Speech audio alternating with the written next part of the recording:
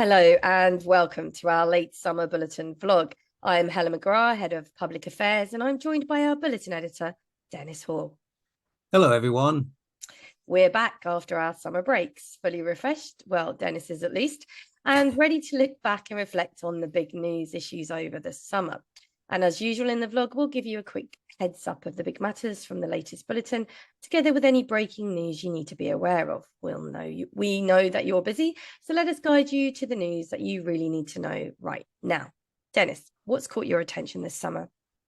Well, Helen, it's been a very busy time indeed, with our sector in the news regularly. And that's even before we get to the crisis in schools concerning building defects. In the grapevine, my summer selection includes the low traffic neighbourhood reviews, that huge data breach at the Electoral Commission, and that strange story about the crooked house. But first, here's another odd case that came up concerning a council election that went badly wrong. Declaring the wrong person as the winner of a council election causes a rule breach and means that the democratic process has not been properly and lawfully concluded. So said the High Court in a ruling in the case of Julie Green and Patricia Hannah Wood. The court said it would be a troubling anomaly if the effect of the resignation of an incorrectly declared council member were to frustrate the true and proper purpose of the election petition. The case centred on a parish council election in Nelson in Lancashire. Julie Green, standing for the Conservative Party, won with 242 votes, with Labour's Patricia Hannah Wood receiving 177.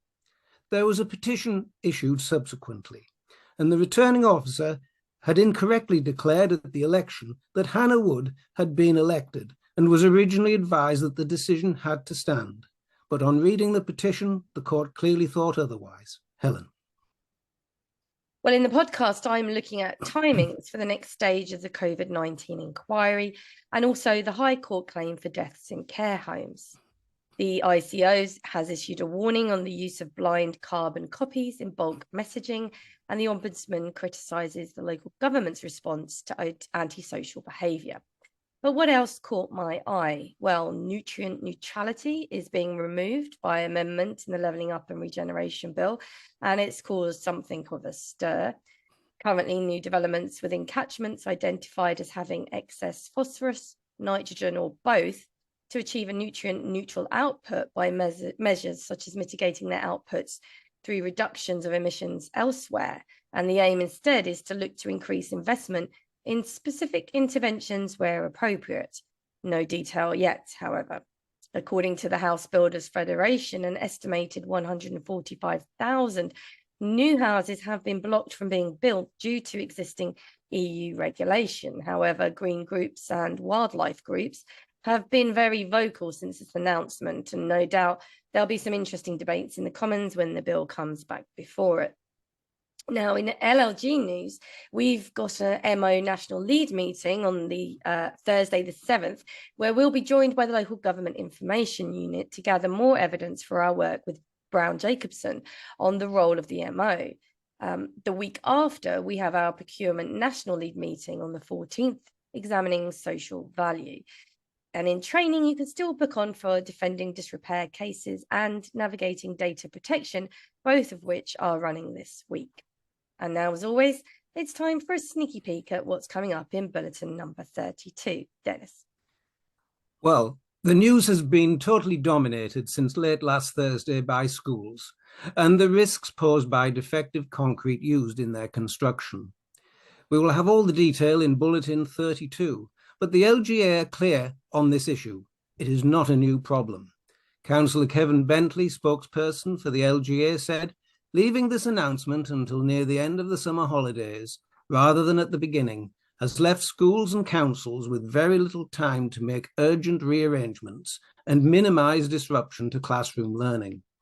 The LGA has been warning of the risk from defective concrete in schools since 2018.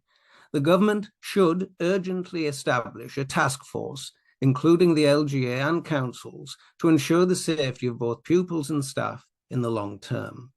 And I should add, it's not just schools that are involved. A London Crown Court has just been closed down, and no doubt more public buildings will follow. Another item, Helen, finally from me.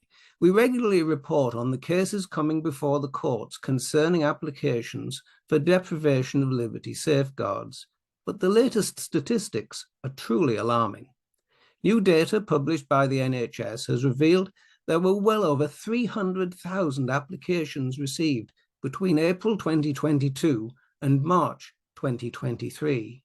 And leading practitioner Alex Ruckeen of 39 Essex Chambers says that these figures demonstrate that despite best efforts, councils are fighting a losing battle on this. All the detail again will be in Bulletin 32. Helen. Indeed, and for more detailed coverage of the bulletin entries, don't forget to listen to the Grapevine podcast. So it's goodbye from me. And from me too.